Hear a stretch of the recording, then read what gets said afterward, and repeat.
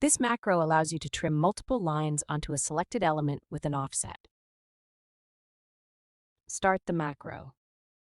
First, select the lines that need to be trimmed. Collect the elements using the right mouse button, clicking the last one with the left. In the second step, select the element that will be used as a reference when trimming. The side of the element your mouse cursor is positioned at when clicking determines the direction of the offset. Enter the offset value.